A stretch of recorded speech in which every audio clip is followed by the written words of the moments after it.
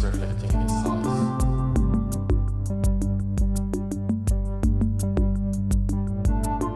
He walked on the edge. Sure, he would discover beautiful ladies, but at the bottom, crabs were beating his face with stones tied around his neck. He felt chill and decided to climb the steps of the palace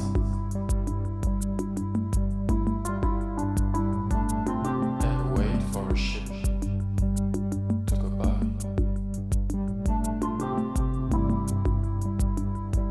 But will it ever go by?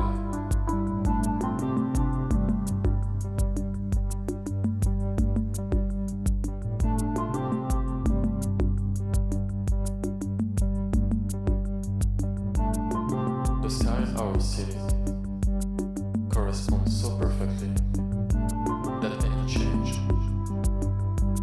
involves some novelty.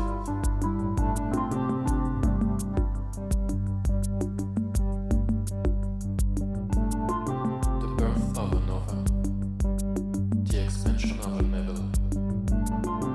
Each change implies a sequence of other change. And every innovation has an impact over the sky patterns.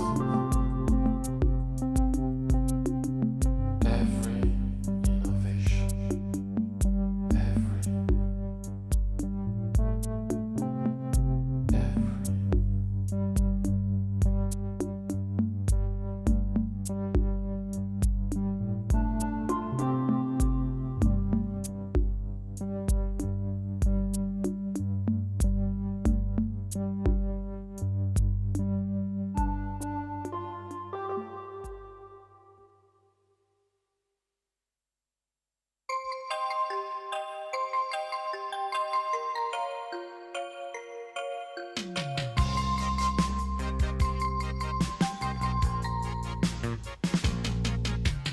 Dès que je la sors de son sommeil, cette boîte à musique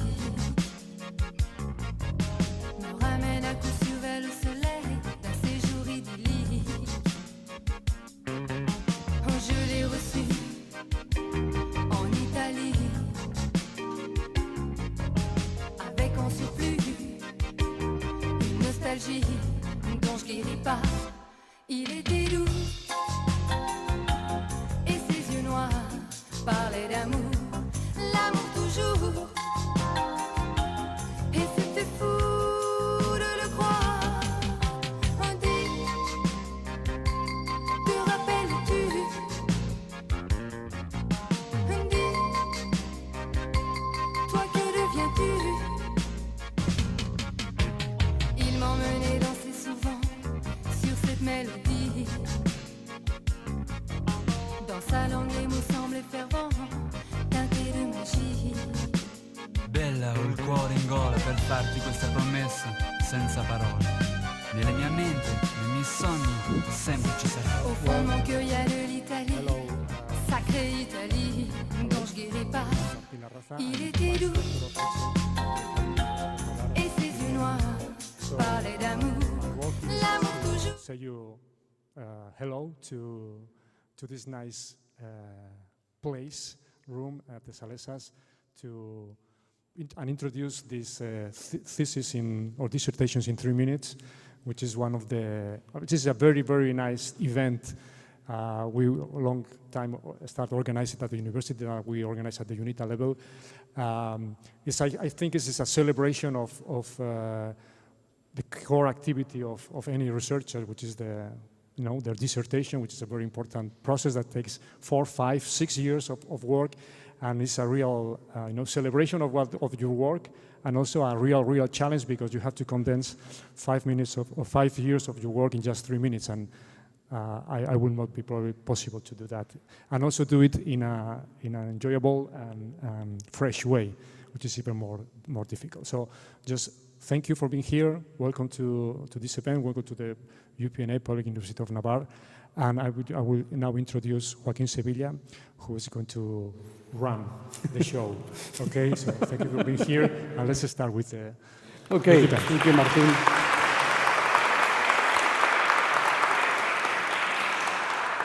Okay, thank you very much. For me, it's a real pleasure.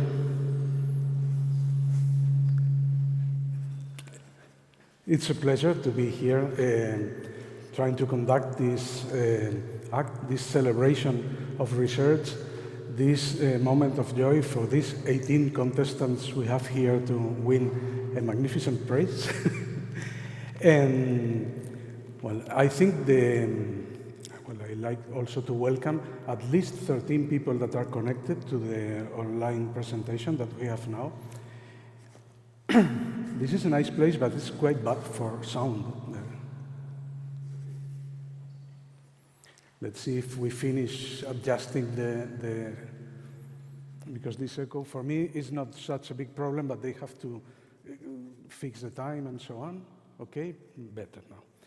Well, as I was saying, just 1 minute to say that the opportunity of listening 18 PhD dissertations in an understandable way and in 3 minutes is a real fantastic opportunity, because it's a way of connecting the dots of the border of knowledge. Because a PhD is something that is known, but is something known for a very few time. It was unknown little time ago. So it's a dot in the beach of knowledge, the sea of the unknown and the sands of the known things.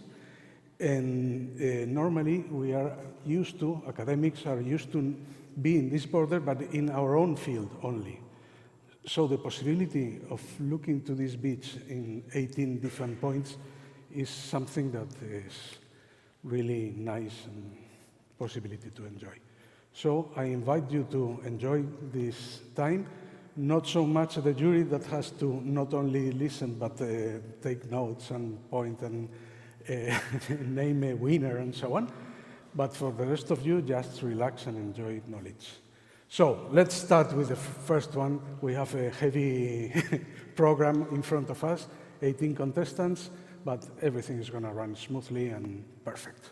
So let's start with Ariana Andra Sherpa from the Universitat de Vest in Timisoara, with the title, well, only for the first time, their titles are the real titles of their PhD, because this is a rule of the contest. They couldn't choose a more understandable one, okay? Cracking the Code of Climate Change, Information Fusion-Based Machine and Deep Learning Solution for Sustainable Energy Support. Please.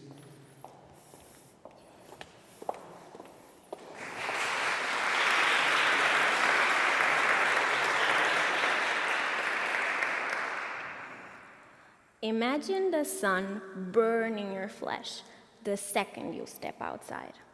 The metallic taste of pollution coats your throat, making every breath feel like it's your last. And it might as well be, because the very air you breathe is poisoning you. And it's not just you. The entire planet is gasping for breath. A world shrouded in smog, where murky waters rise to swallow us whole. This is the future that awaits us if fossil fuels remain our main energy source. Renewable energy may be our only hope to avoid this fate. It should be easy enough, right? After all, the sun gives us enough energy in just 1 hour to power the entire planet for a year. If we can capture it efficiently, that is. But here's the catch. Renewable energy is often inconsistent. Solar power, for example, is produced during the day and must be stored for the night. And even with storage, losses are inevitable at every stage. This is why optimizing the system is crucial. Artificial intelligence is sometimes seen as a force that could destroy the world. But maybe it can save it instead. My contribution is building an AI-powered optimization framework. Think of the electrical system as a patient, and AI as the doctor. A good doctor analyzes the hard facts, MRIs, CT scans, blood work to assess overall health. Then the doctor makes a diagnosis and prescribes the right medication. In the same way, AI analyzes data from every part of the system. How will batteries perform? How much power is lost? To ensure that everything is going according to plan. And if it does not, then it recommends the right treatment, a new storage strategy, or a different transmission path. Just like us, the planet needs a good doctor, and we can now build that doctor, one code block at a time. This is just one small step to ensure that our future is one of progress, not just survival. The world we are building may be far beyond our years, a future we might never experience, but our children and grandchildren will. And they deserve to inherit a world where clean air and water are the norm, not the exception. The actions we take or fail to take today may not save us, but they just might save them.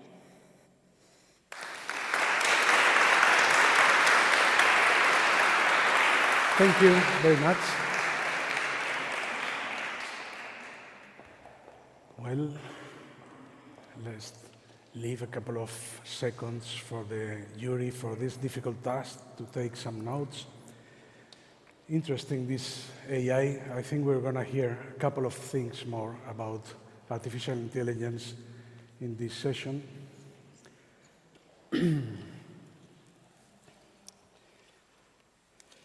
Well, our second researcher, the second person that's going to present his PhD, is Eduardo Mayo, de Universidad de Beira Interior, and his subject,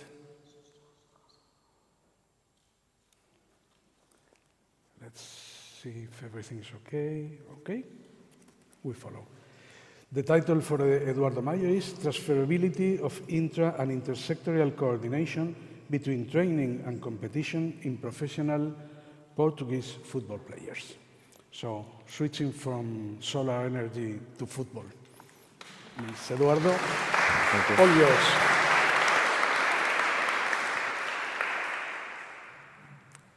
Have you ever felt that football brings people together? The love of football can span barriers of age, nationality, or language. It is probably the most universal language on the planet. It's spoken more widely than Arabic, Chinese, or even English and Spanish, and practiced more than any religion. But now imagine that. Beyond uniting hearts, it could also unite data and position to create the perfect play. We all know that football is a sport of human connection, a phenomenon that creates or strengthens friendship between people all over the world. But it's not only this type of relationship that we can talk about. It is also crucial to understand the positional relationship between players inside the field.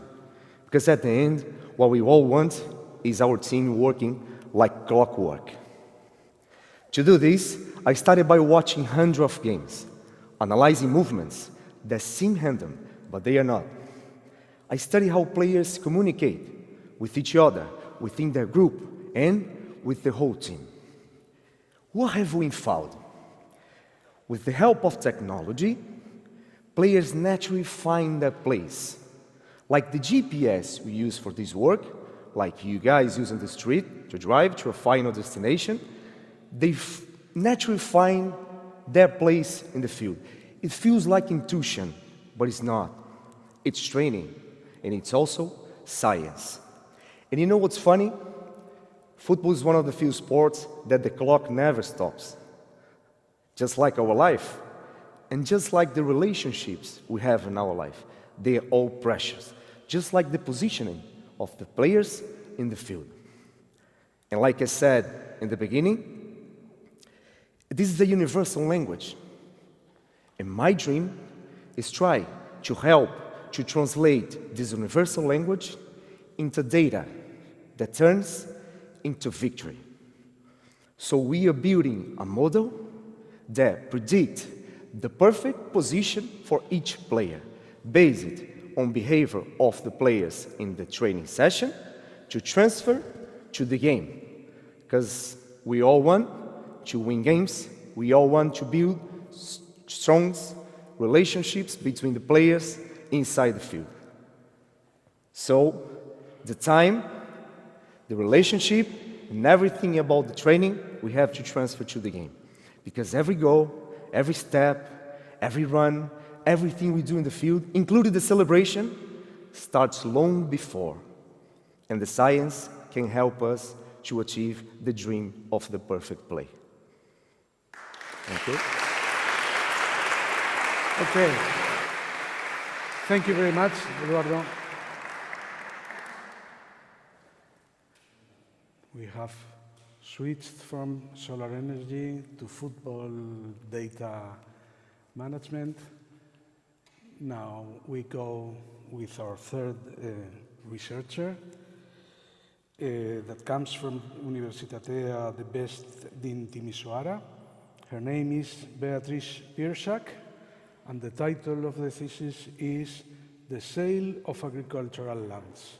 So, Beatrice, your stage.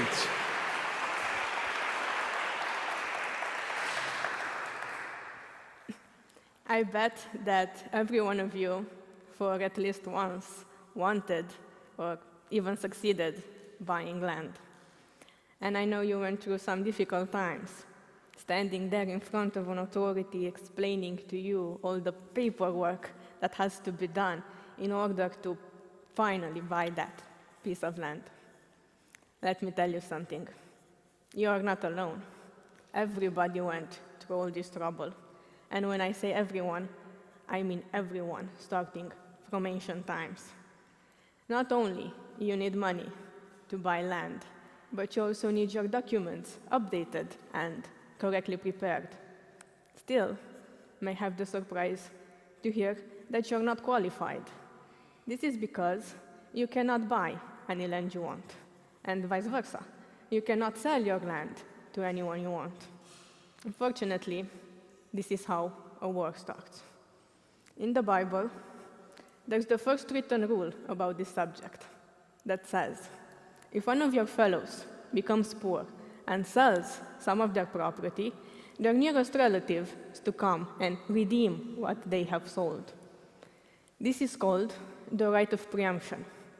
Nowadays, the right of preemption is a civil right that entitles the holder with the possibility to purchase with priority a certain thing. It has two methods. First is a pre-buy, when the owner offers to sell the land and the holder of the preemptive right has the time to think about buying or not. In case of refusal, the owner is free to sell the land to whomever he pleases. Then there is the ransom method, which means that the owner is selling the land to a third party, disregarding the preemptor's right. But the holder of the preemptive right has a word to say, can redeem the land and pay the price. In Romania, where I came from, purchasing agricultural land is a long and difficult procedure because when selling, you must ask your wife first, of course. But you also need to ask your mother-in-law too, all your relatives, all your wife's relatives, neighbors, farmers, and other investors qualified in farming. Working on my thesis, I find it interesting that the sale of lands has concerned human society throughout its existence, and the concept of property is still one of the most relevant aspects of our society, taking into account the fact that it's based on a fundamentally democratic aspect, directly linked to human rights.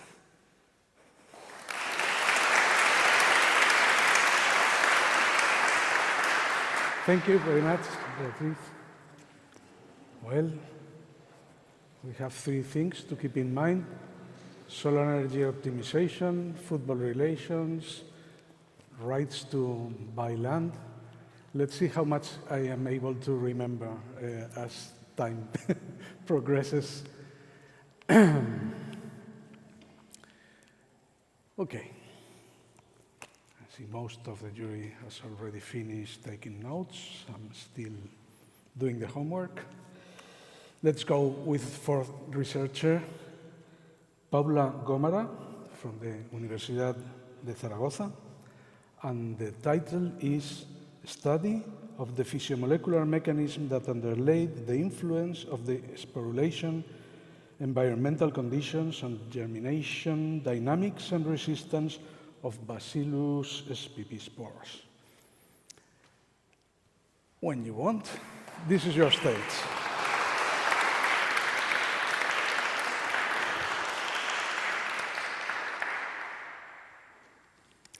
I'm not a fortune teller. I'm a scientist. However, without knowing each other, I predict with 99% of certainty that all of you will agree with me on at least two things. We need food to survive, and we don't want to spend the whole day in the toilet or even worse, in the hospital with a gastrointestinal disease because we have eaten something contaminated. So what is the solution to avoid this? Food safety. The general aim of my research group is to guarantee that the food we eat maintains its fresh properties of taste, smell, color, or texture without compromising its safety. However, there are several threats and agents that mean a risk to our food. For instance, if I say salmonella, you probably relate to an omelette, or if I show you a can of food, maybe botulism rings you a bell. But if this is not the case, don't worry, I'm here to talk about it. I introduced you to the evil characters of this story, the main risky and dangerous agent we must deal with in our canned and ready-to-eat food, pasta, meat, or dairy products, which are the bacteria. Despite microscopic size, bacteria are as clever as animals, and some kind of bacteria have developed strategies to survive under stressful and adverse conditions. Just like birds that hibernate and spend the whole winter in cages to overcome freezing temperatures and the lack of nutrients, so does this bacteria. When they feel threatened, they are able to get into a sleepy state without consuming nutrients, but still alive. And what is even more incredible is that these sleepy bacteria are able to resist to extreme environments, and later on, when they detect suitable conditions, wake up, start growing, and continue with their life as nothing has happened. I don't know you, but I wish I were born as a bacterium. It's fascinating. Let's imagine now that one of these sleepy bacteria arrive in a can of food. If this can is not properly treated at industry and we don't cook it, the sleepy bacteria will survive and grow in it. So if we eat it, we will be in serious trouble. But please don't get into panic. Here, I'm the heroine. These sleepy bacteria are actually the leading characters of my PhD. I study why they are so resistant to high temperatures, how they manage to overcome adverse conditions, and which mechanisms have developed to grow afterwards.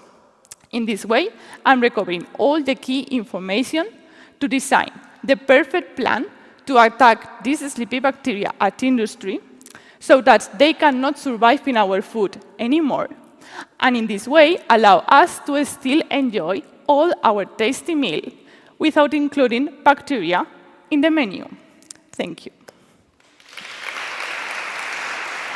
Thank you, Paula. Well, now I have this idea of waking up as a bacteria in an infinite food land, like an infinite paella, and you wake up in the middle of it. So these images that brings you these ideas. Okay.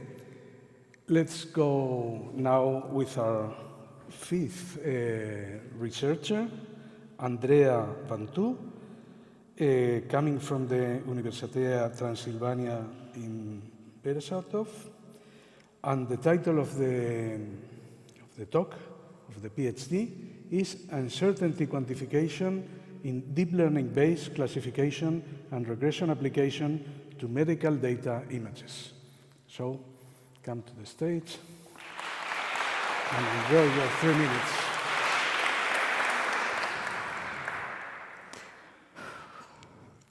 Raise your hand if you ever used ChatGPT.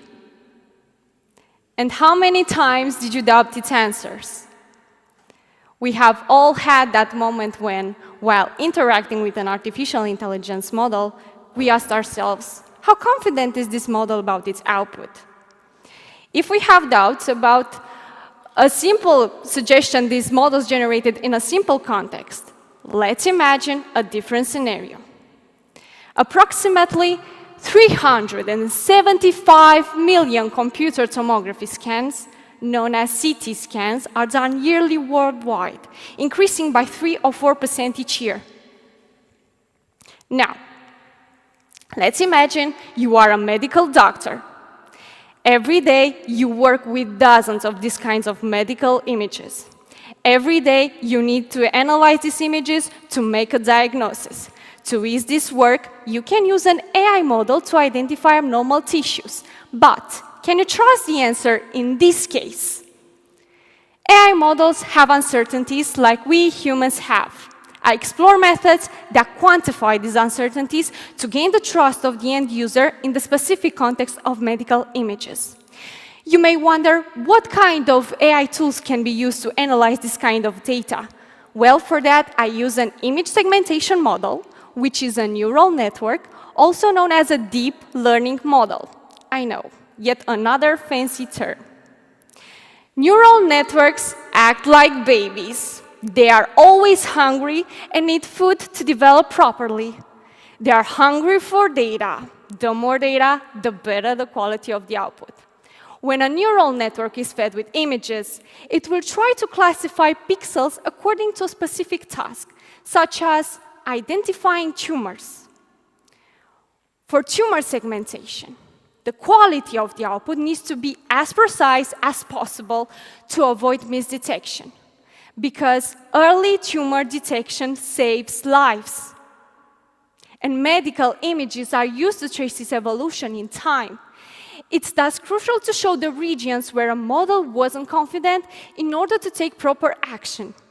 For this reason, I research methods to represent those pixels that could be misclassified by an AI tool. There are physics-based methods that can be extrapolated to deep learning, or certain statistics-based methods, or any other method that consists in all the scary math you can think of. In short, building reliable AI tools is essential. In medicine, that could lead to early treatment, better patient outcome, and to making doctors' work more efficient. But until then, AI models need to learn to say, I don't know.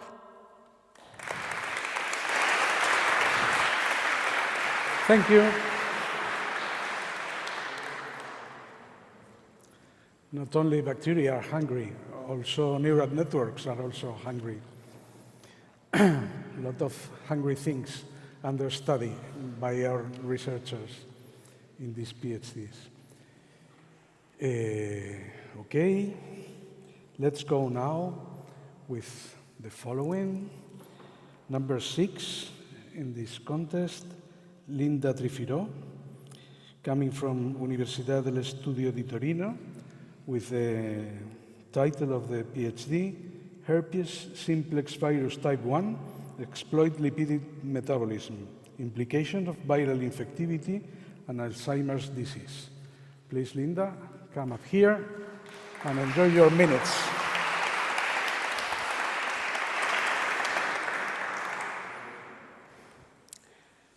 Let's talk about love. Picture yourself on a date with someone you really like. You dream about the perfect kiss, right? But then, the villain of the story arrives. An urgent deadline by your boss? No. Your toxic ex? Nope. It's a cold sore, the devil on your lip, herpes labialis. It is caused by herpes simplex virus type 1. And let's be honest, a lot of people have it. So, raise your hand. It is for science, and I have it too. And guess what? Some people also study it for a living, like me. But what do I actually do? First of all, let's get one thing straight. Viruses aren't even considered alive. They cannot replicate on their own. They need to hijack our cells, using their machinery, in order to create new copies of themselves. Herpes is no exception. Its outer layer, the envelope, is made of proteins, but also of lipids, like fatty acids. Sometimes what you need is just a mountain of fries swimming in oil, right? That's the same for herpes, because it needs fats to make its babies. But how does it get them? Two ways. It either forces our cells to absorb fats from the outside, or if they aren't enough, it makes them produce more, acting on metabolism. So I asked myself, what if we starve it? No more burgers for you, herpes. I blocked this fat supply, and guess what? The virus got weaker, less able to infect. I discovered something. And then I thought about the nervous system. Because once the herpes infects you, it is for life. After a romantic honeymoon on your lips, it will live rent-free in your mind, literally. Here, it sleeps quietly, but sometimes it reactivates, turning on your lips again. Just like in a long-term relationship, right? And here is where it gets more interesting. Herpes reactivation might be linked to Alzheimer's disease. When I infected neuronal cells in the lab with herpes virus, I saw the formation of beta-amyloid plaques, one of the main signs of Alzheimer's disease. But when I blocked fat production, fewer plaques formed. So maybe herpes, fats, and Alzheimer's are all connected, and the way our cells produce or absorb fats from the outside might be the perfect target to fight herpes and hopefully also Alzheimer's disease. At the end, we can say that herpes is just like most of us. It loves junk food, it sticks around in serious relationships, but just like us, it can hurt the ones it loves, sometimes so much that it can literally make them lose their mind.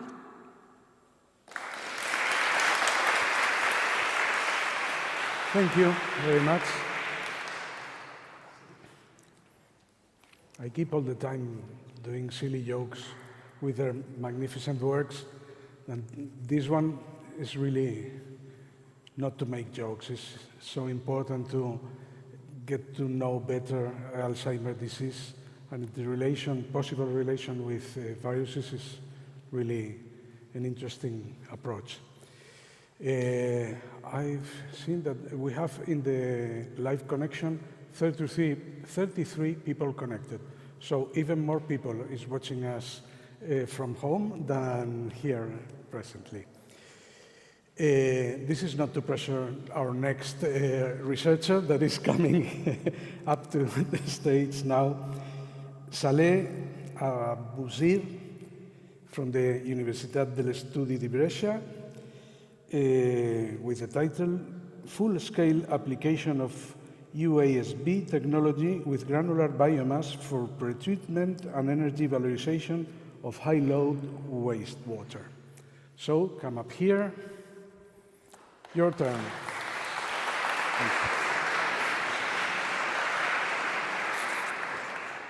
Have you ever thought that flushing the toilet back at your home could help build greener cities?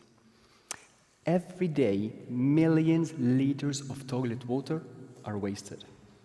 But in Helsingborg, Sweden, toilet water is the beginning of a new cycle that brings life. But why is it important? As we can see, cities are getting bigger, and so the waste we produce. So why not making use of that waste and convert it into energy, but also fertilizers for agriculture? In my PhD, I work on converting toilet water into energy and fertilizers. And I'm here today to explain to you how this system works. So you're hungry, and you go grab a margarita pizza. You go to the toilet, and you flush the toilet. The toilet water goes through pipes into a big treatment plant. And in that treatment plant, there's a big reactor. Picture it as a big room full of bacteria. These bacteria act as tiny alchemists, converting toilet water into biogas. And then biogas is converted into energy, but also fuel for public transportation. And what is left from this process, after being cleaned, is a fertilizer that brings life back to the soil. Mamma mia, what a project! But how promising is it? Well, The amount of energy produced is enough to run the treatment plant and to run one bus traveling 150 kilometers a day, but not enough for a city district. And therefore, my PhD is working on maximizing the amount of energy produced for a city district of 800 people, while making sure that the fertilizers produced are safe for agriculture. Let's make it a little bit fun. Imagine that the bus you're taking tomorrow to go to work is running on today's dinner, and the tomatoes in your salad are growing thanks to yesterday's flush. I know that it's disgusting, but that's the perfect cycle, from the toilet to energy to your plate. And now, I want you to remember, next time you flush the toilet, actually, you're not wasting toilet water, but you could be contributing to lighting homes, powering buses, growing vegetables. And that's the future worth working and looking for. Thank you. Thank you very much.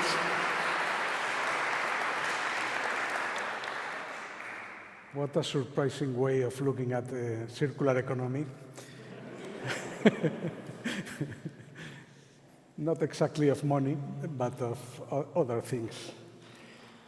Okay.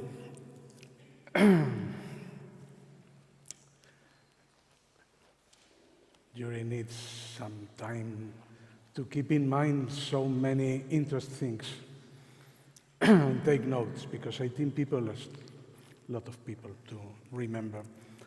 And then later on decide who's the better, because all of them are quite good, now that they don't hear us. Okay, let's go with our next researcher, Ilaria Guia, coming from the Universitas del Estudio di Torino, and the title is What Does Love Smell Like?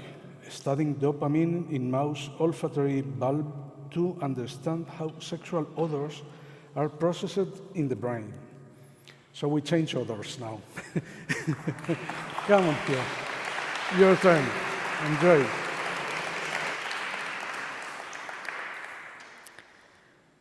Do you recall the scent of your lovers, present or past? I bet you do. Because in nature and across all animal species, body odor is a distinctive signal. And olfaction, or the sense of smell, is really fundamental for our sexual behaviors, including mate choice and partner recognition. Have you ever wondered why we're so attracted to different people, but not to others? Well, their smell might be the key. Well, this question fascinates me a lot, and that is why I am studying how the brain processes odors using mice as a model. Since their brain function is similar to ours, while their olfaction is a real superpower. In fact, mice can really see with their noses. Both male and female mice release body odors inside their body fluids, and they contain information about health, hormonal level, and genealogy. And then they analyze all of these signals to choose the perfect, healthy, non-related partner. That would be a little cringe, even for mice. But how does the brain interpret these stimuli? Well, my research project focuses on the study of a mysterious population of neurons inside the olfactory bulb, which is the first relay station in the brain for odors, functioning more or less like a post office that sorts messages. And the real mystery lies in their role. Do they filter odors? Do they give them different priorities? Or maybe they do both? Well, the answer might lie in their way of communication through dopamine, which is a neurotransmitter associated with motivation, addiction, and regulation of our internal clock. To answer all of these questions, I use a very powerful microscope to look inside the brain of mice. either when they are sniffing normal air or when they capture sexual odors coming from the opposite sex. And the goal is to understand if these cells actually have a specific role in decoding sexual odors and if dopamine is key. And hopefully my results point in that direction. Finally, understanding how the brain processes odor in mice and in humans will help us better grasp the foundations of our own choices and behaviors. Who knows?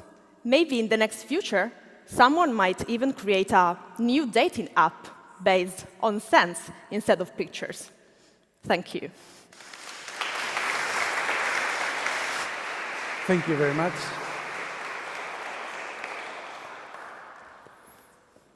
I think the smell of love is nicer than the one of circular economy. But who knows? Everything is interesting. Okay.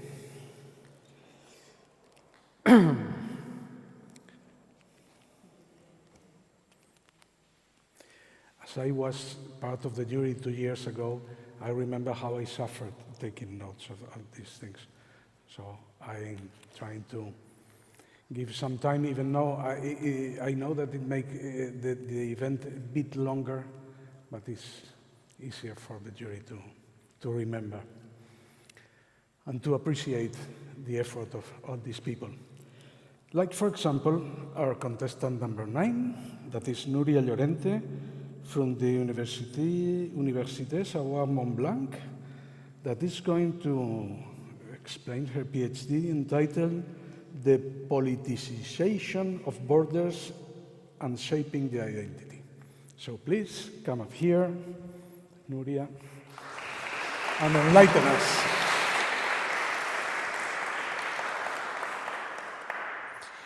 Imagine if today's immigration policies existed decades ago. Albert Einstein, an immigrant, might have never revolutionized physics. So no relativity, no GPS, and we will be all getting lost using paper maps. Freddie Mercury, an immigrant, might have never become one of the greatest rock singers of all time. So no Bohemian Rhapsody, which means that karaoke nights will be a lot less dramatic. However, when we think about immigration today, we do not picture Einstein or Freddie. We have been drawn in a narrative where immigrants are outsiders, burdens, or threats to our nations. Nations are being constructed as a log house, with a very grumpy old man. Oh, were you hoping to come in? Not today. Inclusion? Sorry, never heard of you. Cultural diversity? This guy is going to destroy our nation. In a world that is closing doors and building walls, my research serves for alternative narrative that can connect people and build bridges. Through a combination of politics, linguistics, and sociology, I analyzed 3 political parties from the UK that have openly embraced a pro-migration position. Notably, immigration took the forefront in all Brexit debates as a call for let's take control back. Yet, in a plot twist worth it of any political drama, the truth is that post-Brexit immigration has increased, and particularly for non-European countries. This shows that the EU migration policies were not really the problem, but also that stricter and radical border policies do not stop migration. But what they clearly do is to confront people and foster hostility within and beyond national territories. There are alternatives to this. The Scottish National Party has been regarded as a unique case of nationalism, pushing for a multi-ethnic understanding of the nation. Putting always Scotland first, the SNP calls for and protects migration because it recognizes the social, economic, and cultural contributions of immigrants to Scotland. We have used words to divide, to turn borders into barriers. This is the power that language has. It has the power to shape our understanding of the world. But if we change the game and we choose language that welcomes people and embraces diversity, we could make a safe space for the next Einstein to think differently and for the next Freddie to sing louder. Thank you. Thank you very much.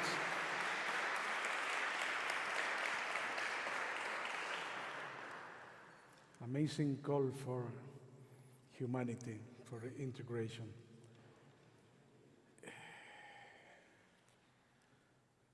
We have passed half of the event. Previous one was number 9, and there are 18 contestants. So we have just passed the middle of the event. Well, let's welcome now our participant number 10, Marco Díaz, Universitat de l'Estudi de Brescia, with the title Aided Artificial Intelligence for Dental Education. Please, Marco. Thank you.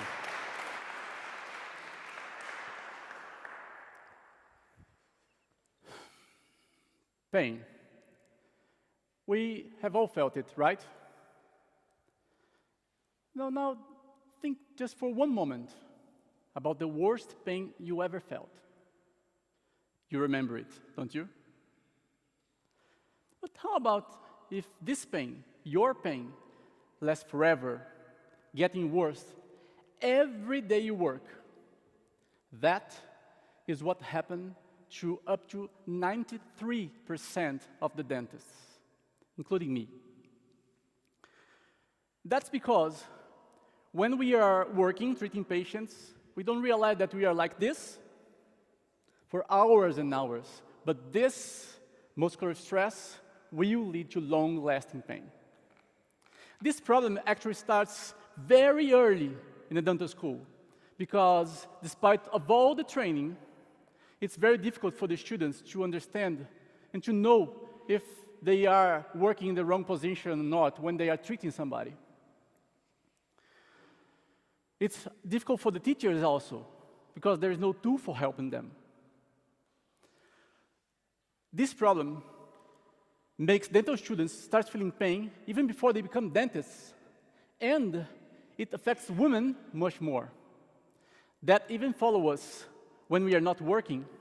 So there is this advice for all the dental students: you should have a good insurance, because sometime you won't be able to work. But then, that's not a problem just for the dentists.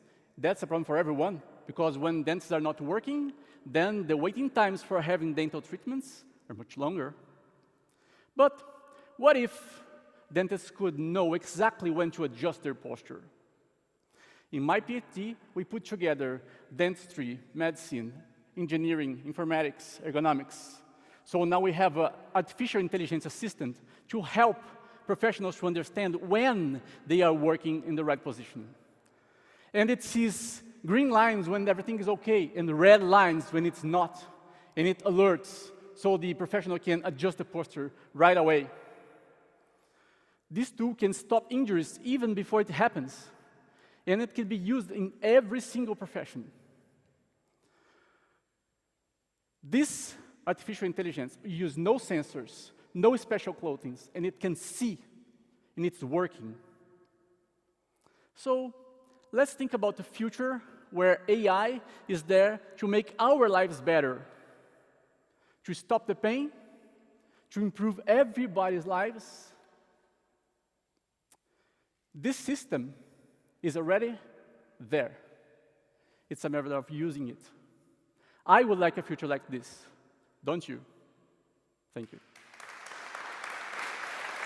Thank you very much.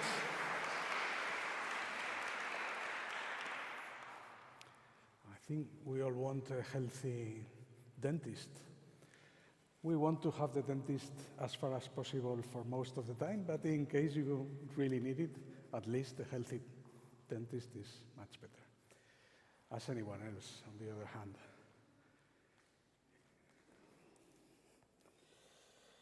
Well, we have passed. Now we entered the second decade of, of participants with number 11, that is Gloria Puertas from Universidad Pública de Navarra, that's going to talk about comparison of people above 8 in a rural area, depending on place of residence. Your turn.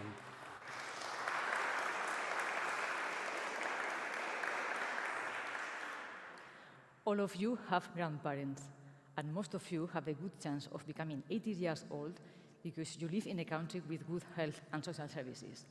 But have you thought about becoming old? You might think that death is something that will reach you peacefully at your bed, but it is quite likely that before dying, you will experience a period of disease, pain, loss of mobility, and even lack of control of your mind and emotions. Think of your old relatives. Where do they live? Are they at home or are they in an institution? Do you think that old people living at home are different from those institutionalized? You will say, of course. People living in institutions are in worse condition. Really? Why do you think so? Is it a matter of income? Or is it a matter of having nice and caring relatives? It could also be possible that in nursing homes, most people are either suffering from dementia or have lost mobility. It could also be possible that in rural areas, the households are full of stairs and narrow doors. This is what I'm interested in, comparing old people in rural areas, depending on their place of residence, from a public health and social perspective, so that I can help the local policymakers, like UNITA universities, which are mainly located in rural, mountain, and transborder areas. I'm sure you all want to become 100 years old, am I right? If so, you might consider to start thinking about your residence options while growing old, particularly if you live in a village. People now in their 80s and 90s living in rural area, how and where they live. I've been interviewing many of them, and they've told me beautiful stories. My neighbor, she's 92. She's passionate about collecting mushrooms, despite having had a hip replacement last year. In a nursing home, I interviewed a lady who complained about lack of yoga classes there, and a man who was taking 18 pills per day and needed help to take them properly. Another one felt that his nephew wanted to grab all his savings. But I also interviewed a shepherd who told me that the first time in his life he ate 3 warm meals per day was when he moved to the nursing home. And another one who had a very bad brain stroke is now bedridden and just reflecting about end-of-life options. And a lady, 96, who was the mayor of her village. You see, I want to make the link between these old and diverse peoples and the local policymakers, so that when all of us will retire and become old, we have a good range of services for all of us. Thank you. Thank you very much. The problem of participating in a congress and in an event in your own hometown is that you missed a lot of things because you have your own house, your own work, and Gloria didn't come this morning to the rehearsal because she was at home. It was something else to do. And we didn't correct a little mistake here, and I said 8, and I was not understanding a word. And then when I saw it was 80, that is not the same thing. And it's much more interesting because above 8, why 8 and not 7 or 10 or whatever? So sorry for the mistake. Let's move to our researcher, contestant number 12, Nicolas Evin, from the Université de Pau et de Pays de Dour, with the title 21st Century Cyber-Physical Education Systems. So let's welcome Nicolas and enjoy your 3 minutes.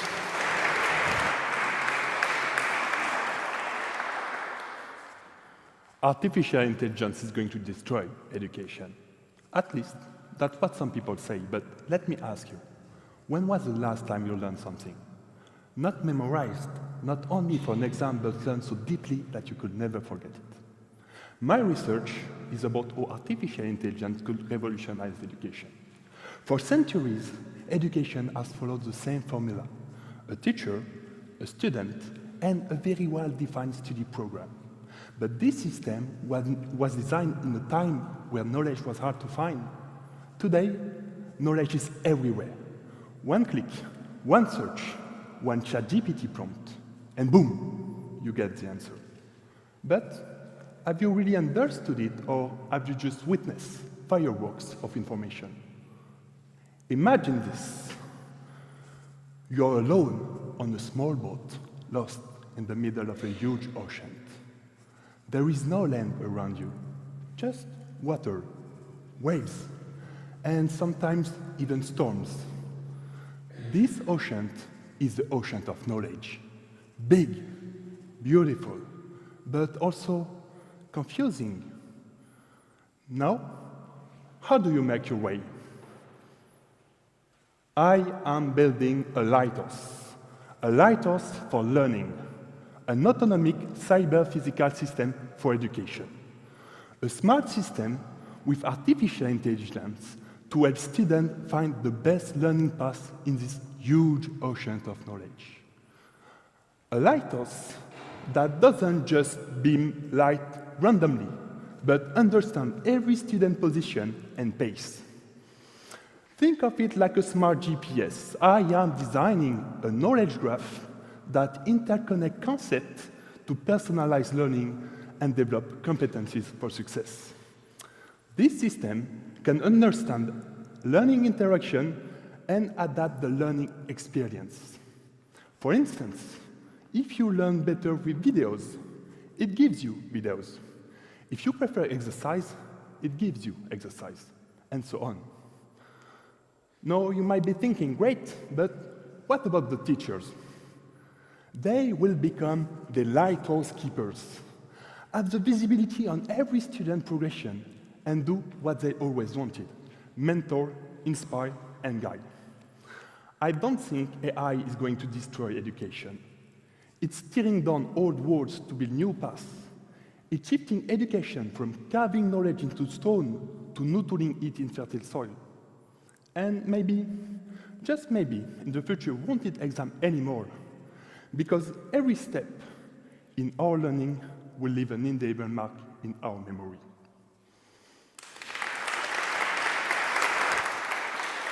Thank you very much. Really, artificial intelligence is one of the subjects of our times, not only in everyday life, but in academic research too, as we are seeing in a lot of the presentations. This number, was it better than the previous? Okay, let's switch to our next researcher, also coming from home, from Universidad Pública de Navarra, Marina Delgado, with the title Autonomy in Modern Societies. Marina, come up here and enjoy your time. Hi.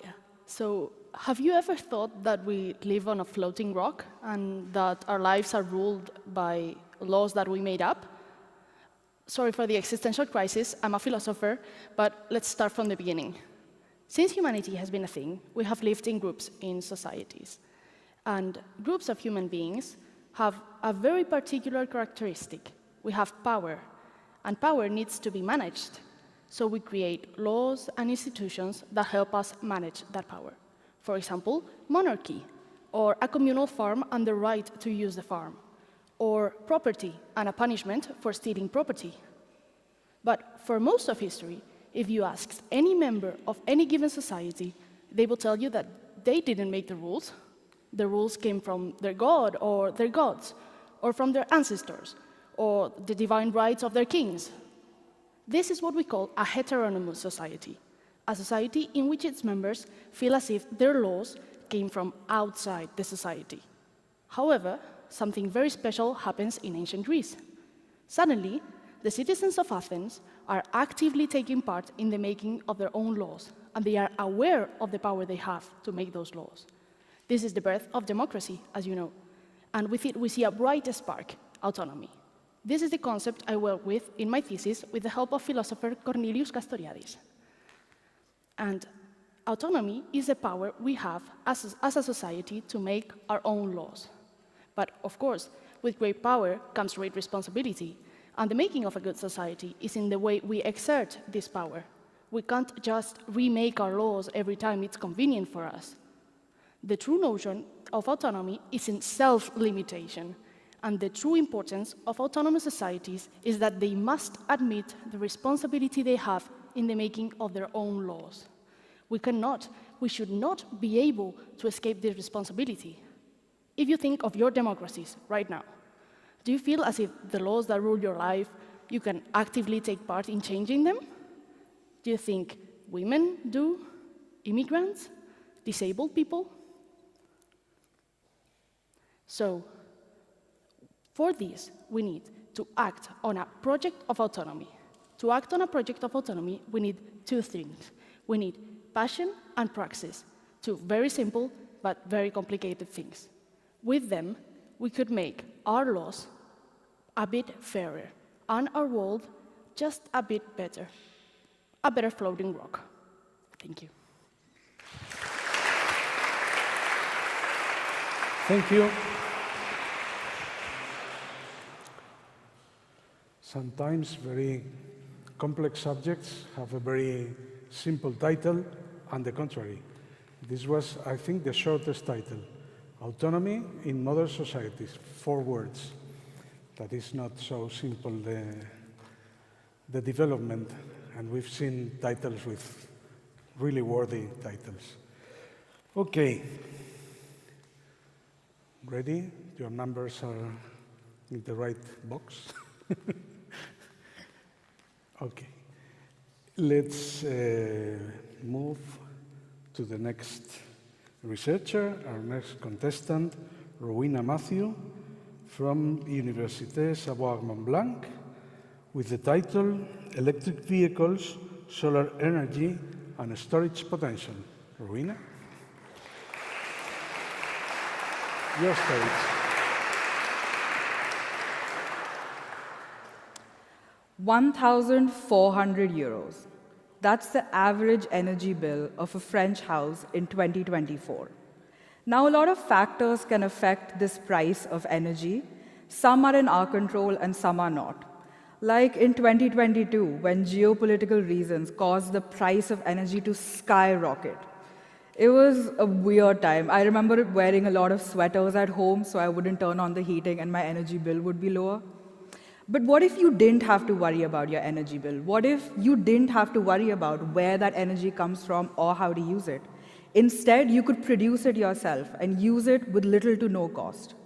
To answer these questions, I looked at solar panels and electric vehicles and using them in the best possible combination to give your house a really cheap energy bill. But to scale it up, we needed an economic case for it. And that's where my PhD comes in. I developed an economic model that brings together a house, solar panels, and electric vehicles. I used energy data from a household and tracked their consumption. I calculated hour by hour how much they were paying to buy that energy from the grid. I did this for a year. I calibrated my energy optimization model, and then I ran many scenarios. How much money would I save if I was using solar energy instead of buying from the grid? How much money if I stored that solar energy in the car battery? How much if I use that stored energy for all of my household activities later at night, like cooking, cleaning, binge watching the latest Netflix series when I should be writing my thesis? What I found is that when you use your stored solar energy, you don't need to buy from the grid. But more than that, I show that you can save up to 700 euros per year.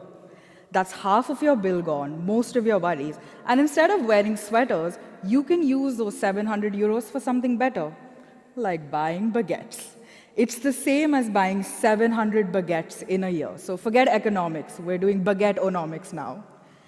More than that, you're free from using the grid. You're free from using that grid that has coal or gas and is causing climate change, that same grid that caused a blackout here in Spain a month ago and affected millions. Well, no more. We have better options now. Using local solar energy is a better option for the environment and geopolitical security, but more than that, I show that it's a better option for your wallet. So gone are the days where we had to choose between environment and profit. We're at a point where choosing the environment is choosing profit.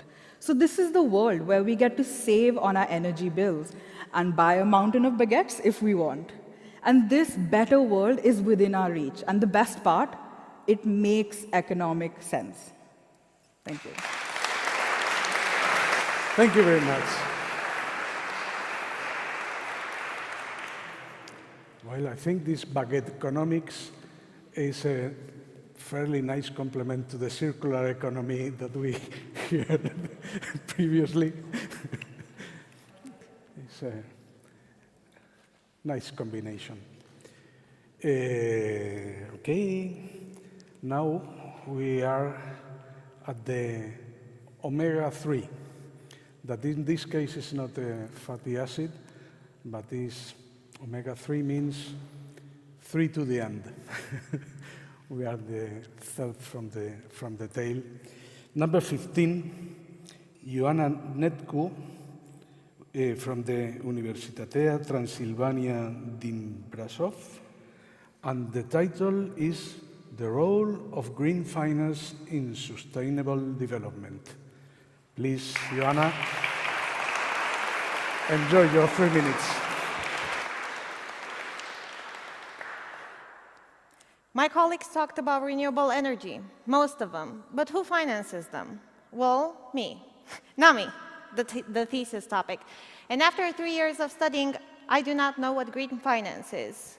Kind of ballsy to say that in front of all of these academia, but let me tell you, I say this because it does not have a standardized definition across all nations. That is one part of it. But I can explain it as public and private funds, billions of euros and dollars, just going towards renewable energy, eco-innovation, and a clean and green transition. So I am studying what happens with green finance in all of the EU countries. And I can tell you that when it comes to the public investment towards this, they only work after they pass a threshold. They are more facilitated by environmental taxes. If you put those two together, we will transition. But the thing is that if you use too many taxes, then the private sector won't invest in renewable energy because I don't want to pay taxes. Do you guys want to pay taxes? Nobody really wants to do that. One more thing about green finance and investors and facilitators is that CO2 emission obviously attracts the private sector because we want clean alternative sources, clean technology. But counterintuitive, gross domestic development reduces this green transition, right? Looking at the employment sector, I can say that we're good. Renewable energy, green finance creates employment. Fossil fuel, not that much. It's insignificant. One thing that does create unemployment is financial development, especially when it targets automation and AI. So I want to tell to my previous colleagues, the one that have their thesis in AI, that whenever they finish their thesis, we expect employment, not unemployment. And because this is all EU, I thought of like, okay, well, let's compare it to non-EU countries too to see what they're doing. And I discovered that we're all moving the same path. We're moving towards the same way. They're just slightly lagged behind because they do not have the necessary financial incentives and the regulations of EU. But we're moving in the same direction. We can say that, you know, smart financial tools beat strict regulations. Moreover, just looking at the part that attracts fiscal policies, we can say that, that innovation investment in innovation, and environmental taxes are the way to go. It's all about focusing on that, focusing on research and development, and we will transition towards a green economy. Thank you. Thank you very much.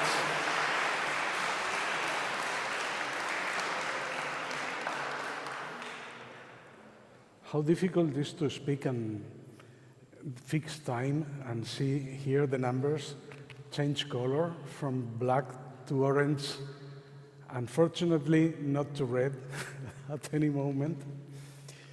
Okay.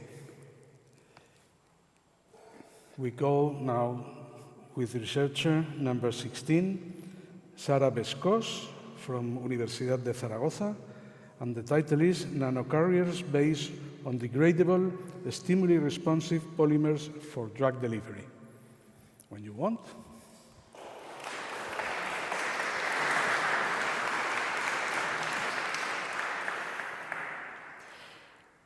What if I told you that fabricating the materials of the future can be as easy as playing with Lego? As chemists, we often look to nature, which always seems to take the simplest path. But the world around us is far more complicated than it first appears. To make complex molecules, nature starts with simple compounds, and then, through a long series of reactions, builds more complex structures until the final useful product is obtained. Along the way, residues appear, which of course nature handles efficiently. But for us, it means wasting time, resources, and energy.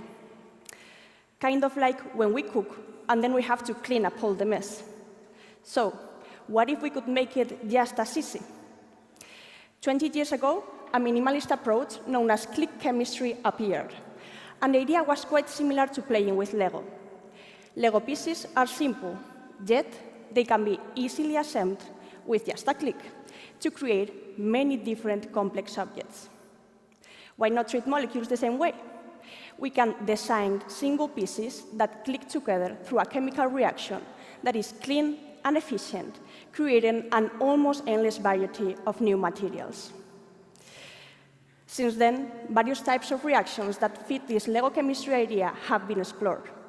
My research focused on one called amino ion click chemistry, which has 3 key qualities.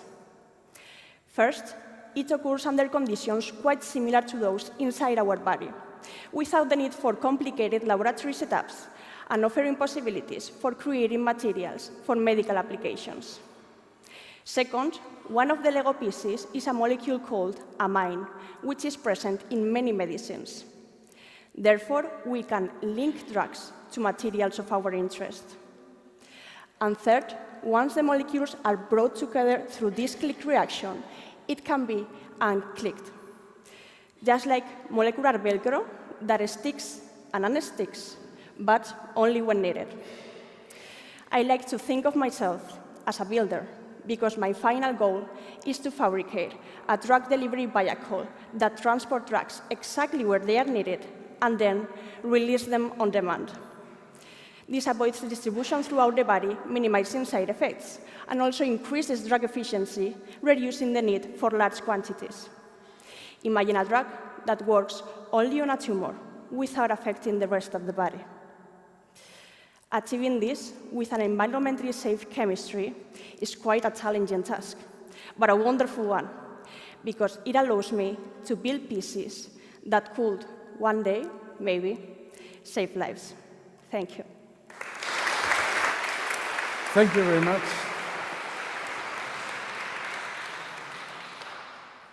The order of the researchers has been chosen randomly, so it's just by chance that these two that come now together are both of somehow material science, or deal with materials in one way or another. The one before the last, number 17, Katerina Svidiuk from Universidad de Beira Interior, and the title is Self-Sensing and Self-Healing Ceramic Composites Using Functionally Graded Materials and Additive Manufacturing Technologies for Thermal Barrier Coatings in Aerospace Applications. So this is your time.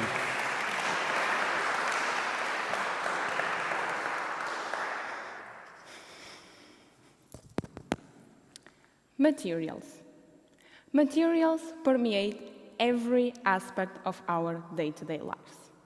We are surrounded by materials that not only shape our physical environments, but also our societies, our cultures, and at a more fundamental level, our identities. Nowadays, there are 4 major categories of materials: metals, polymers, composites, and ceramics. Let me challenge you. Which of these 4 do you believe to be the oldest man-made material? Here's a hint. They've been around since the dawn of human civilization. So it is safe to say they really know how to hold it together. Yes, you guessed it, ceramics. By mixing a little bit of clay and sand, shaping it, and firing it, we obtain the oldest form of human material innovation. As humankind has evolved, so too has our use of ceramics. Nowadays, they are being applied from bone repair and regeneration in water filters to spacecraft heat shields. With so many solutions out there, it's easy to think we've covered every possible need. But we are just scratching the surface of what's possible. In 2022, the European Union launched the Materials 2030 Manifesto, which highlights that fundamental research on advanced materials is the backbone of an industrial society. My mission is to be part of this quest. Indeed, my work focuses on discovering new smart ceramic materials capable of reshaping the world we live in. The question that you might be asking yourselves is, what does the journey of discovering new materials truly look like? Right now, engineers work with known high-performing ceramic families, and they make slight changes to their compositions using the trial and error method. Well, clearly, this will not work in solving major engineering tasks, as it is too slow. But what if I told you there is hope? Data enjoys hiding new knowledge beneath its surface. Let me give you an example. I may not know the nationality of every person in this room, but I may ask you personal questions that help me to predict this. What's more, new data is being created and stored every second by every single one of us. Because the world has entered the digital era. Through the discipline of data mining, I am accelerating the advanced ceramics discovering process. The possibilities are endless because we don't need to rely on pure dumb luck anymore. So here's a thought I would like you all to consider. With the ceramic data wheel in motion, how far do you think it can take us? Thank you. Thank you very much. That's really nice. And luckily, we are close to the end. Our final researcher, the final PhD presentation is the one coming from Kasim Trabolsi from the Université de Pau et de Pays de la Dour. And the title is Beyond the Bin, Fueling the Future with Biogas. So please come on here and enjoy your time.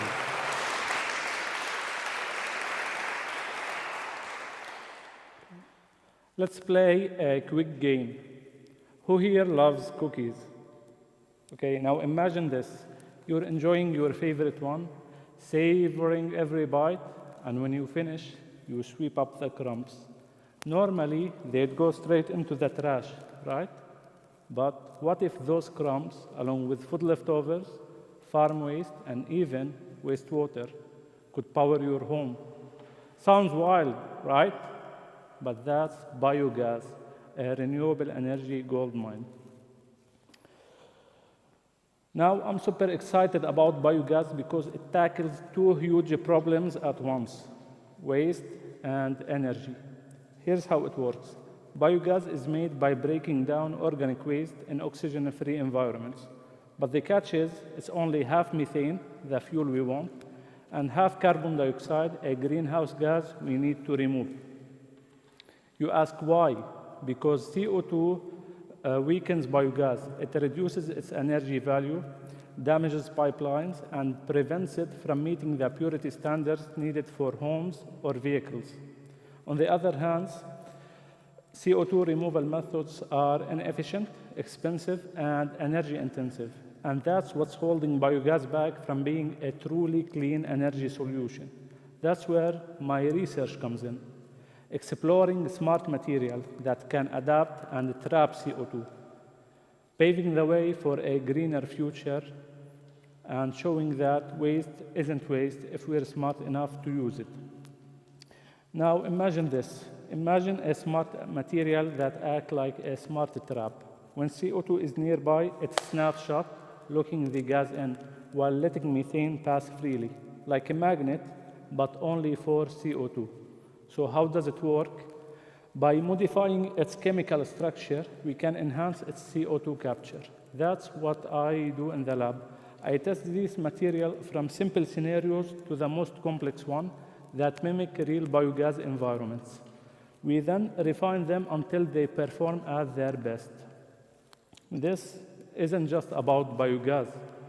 By turning CO2 from a pollutant into a resource, we're making renewable energy cheaper and greener. My research is a step toward that future, cutting our reliance on fossil fuels and showing that waste isn't waste if we're smart enough to use it. So next cookie, remember, it's power. Let's make it happen. Thank you. Thank you very much. Well, this was the last presentation, the last researcher. Now I have no more papers to read. The jury take the final notes and then leave, I think, to this place that they are going to have this awful meeting when they have to decide who's the winner, second and third.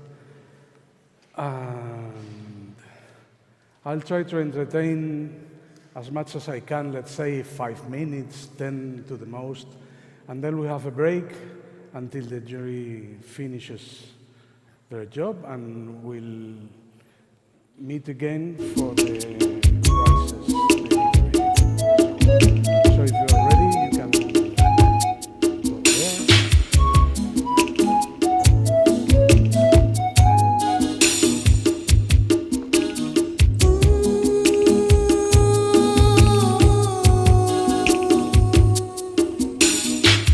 Construyeron tus palabras ese puente de esperanza y marcaste una huella con la luz de tu mirada. Tus palabras de pasión y la promesa de quererme han de seguir adelante y cruzarse mi camino. Nada detendrá mi paso que conduce a tu destino.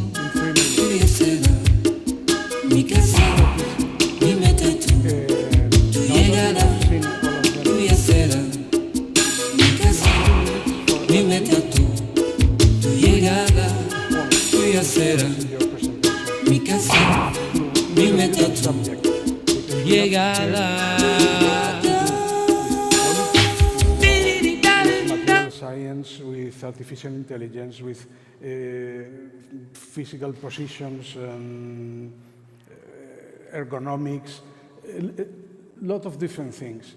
Knowledge is about infinite topics. So the first part of the talk has to do to draw the attention to the specific subject of the thesis. But if you spend too much time in that, then you have no time left to tell which is your contribution to this subject. So you have to introduce the topic, then you have to draw attention to a particular subject in this topic that is somehow problematic and need to be addressed in some way, and then you have to say what was your contribution to this subject. So in these 3 minutes, you have at least to address these 3 different points. Normally, this is one of the features that the jury has to balance to give the prize. Well, there are the things that we have been discussing this morning with Oscar. Of course, you have to move in the stage properly, not to do the penguin, not to all the things we discussed. Of course, you have to talk in an understandable way. You have to move through the stage in a good manner. But going now to the details, to the speech, as I said, is quite complex because you have these three aspects to cover: well-balanced, and also you have to somehow impress the public. So most of them made fantastic claims at the beginning or in the middle, some funny or striking ideas to impress the public. So when you think all this effort of summarizing all the subject, because you probably know these people are the persons that know more of the subject at this present time. In the moment one reads his PhD or her PhD, is the person that knows most in the world of this subject.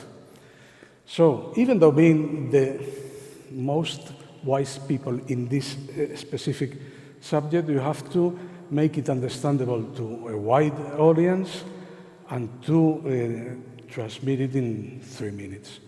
So I think it's an unbelievable effort, and we have the privilege of enjoying the result of this effort of the research, these 3, 4, 5 years of research, and later the effort of presenting it in such a magnificent way.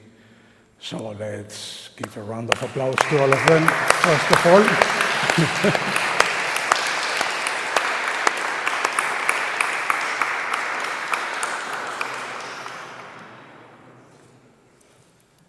This thing I'm doing is just entertaining time. So if you get bored, just tell me. And we cannot go too far, because if we knew that we have time to go to the bar, have a beer, and come back, this would be my suggestion. But as we have to be here because maybe they finish in 5 minutes, we cannot leave. So I have this plan of saying things about it.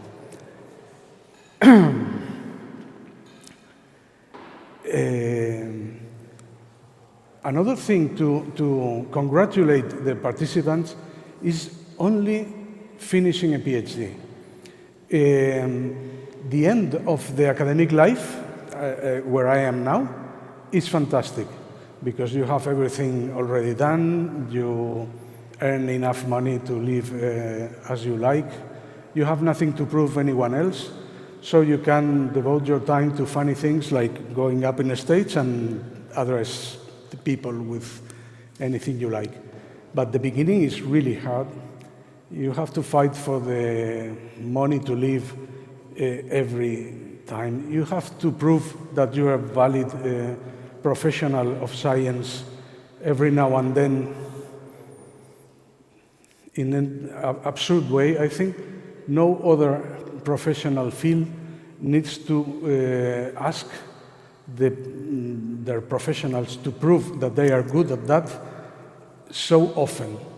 You always have your CV ready, because you have to present it for grants, for projects, for another position in the university, for the postdoc, for whatever.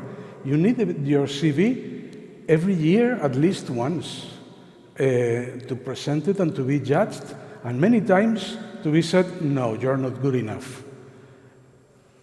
With the CV or with your papers, this peer review is awful. In no other work, you are told so many times that you are not good at your job. And even though we keep with the effort and fight to finish. Because this is not true. This is part of the system that is so competitive that tells you that you're not good so many times. So this is another reason to be glad. You not only managed to finish, but to enjoy it enough to prepare a 3-minute talk and go to a funny city in the north of Spain to come and tell us. So this is another reason to congratulate you and enjoy your participation. Well, I think it's enough. I could be talking for a long time. You realize I like talking, but enough? I don't have the time here. No. And I think the best thing we can do is, I think at least 15 minutes we have, so we can have a break of at least 15 minutes, okay? And don't be too far, at least the participants, because maybe you are the winner. So let's meet in 15 minutes or so. Thank you.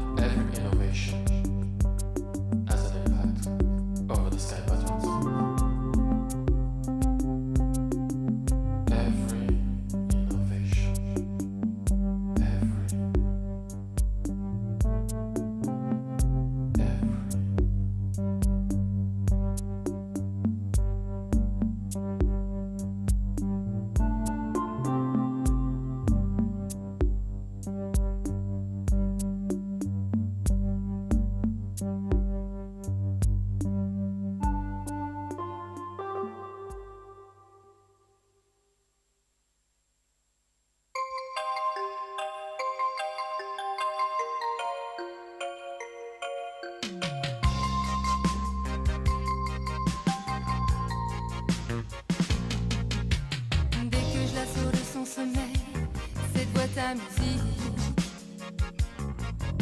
me ramène à coup sûr vers le soleil d'un séjour idyllique. Oh, je l'ai reçu en Italie, avec en surplus une nostalgie dont je guéris pas. Il était doux et ses yeux noirs parlaient d'amour, l'amour toujours. Et c'était fou de le croire. On dit,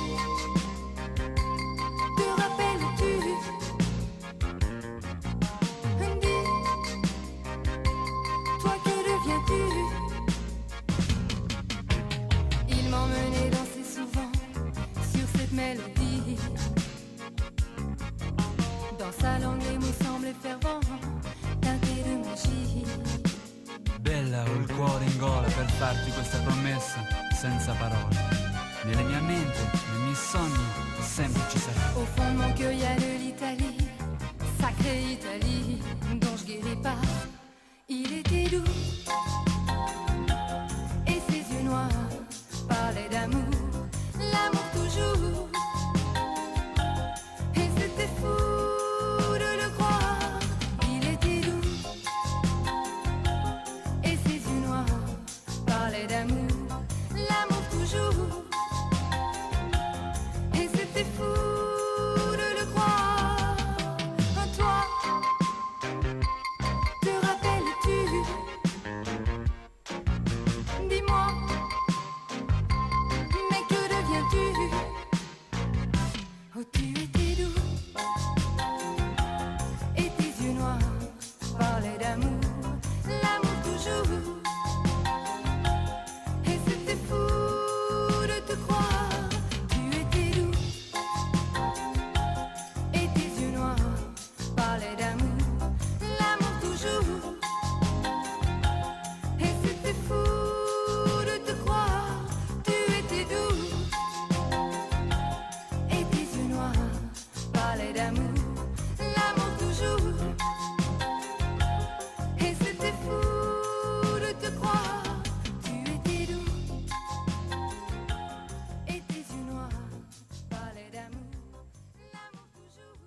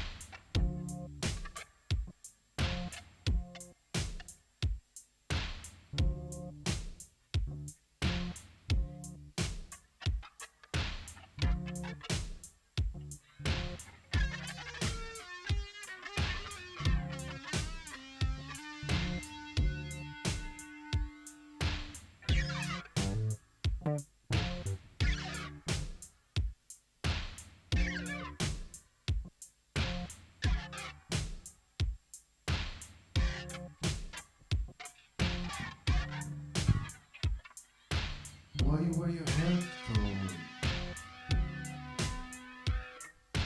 I order my clean clothes to tear off piece of your home.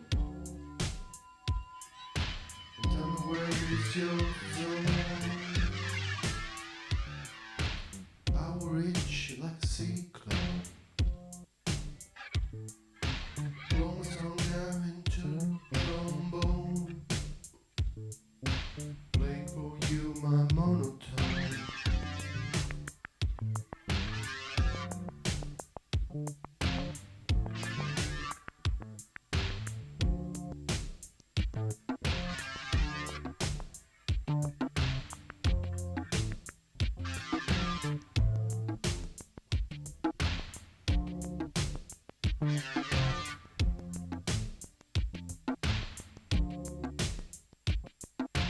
Why you wear your headphones?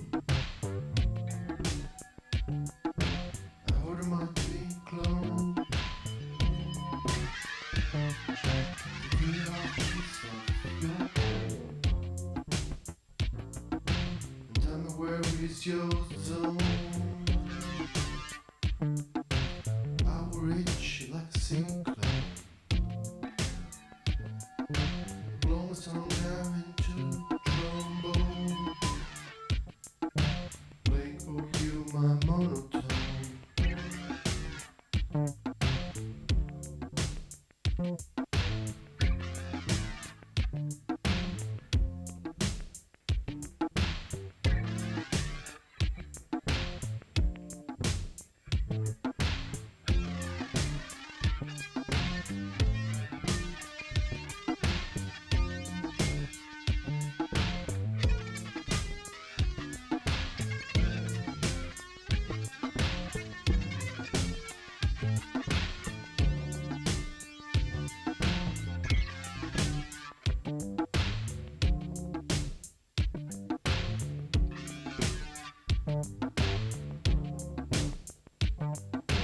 Why you wear your headphone?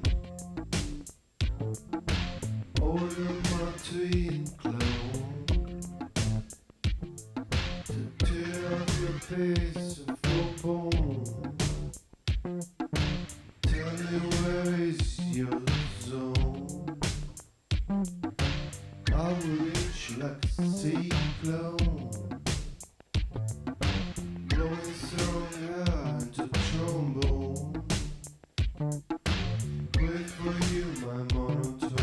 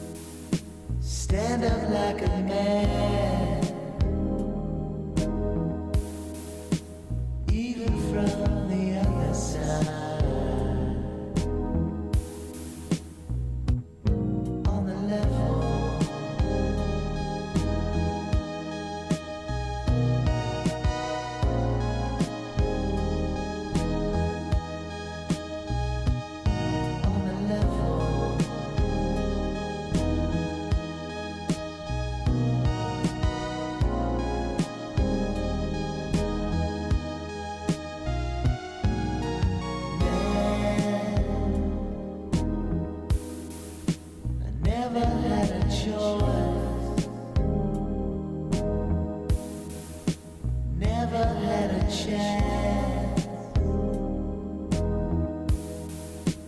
Never had a voice on the level. Carrying a name. Fall onto my fire. Who's that?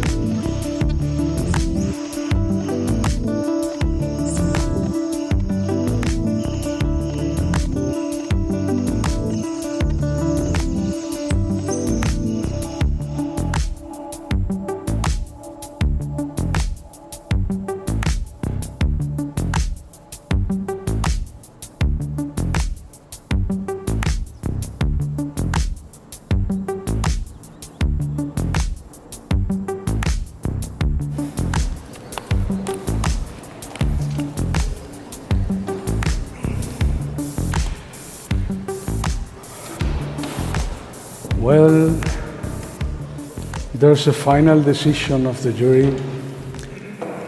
I'm sure it has been difficult to make the decision, but finally we have the 3 winners. So no more delays. Let's start with the prizes. The 3rd prize goes to Hilaria Guía. So, yes.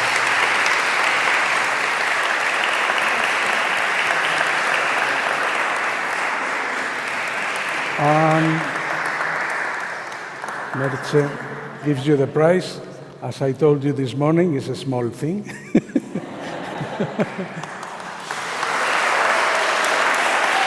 You can, sorry, there. Okay. The 2nd prize goes to Andrea Bantu.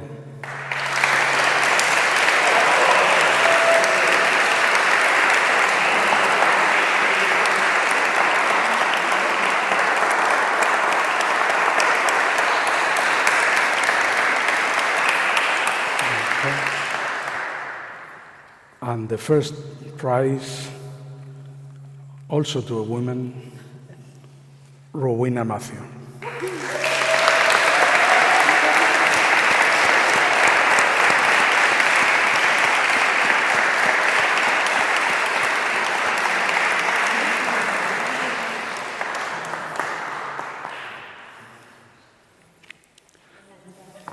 So with the congratulations to all of them, we finished the act now, and the only thing remaining is a lot of pictures.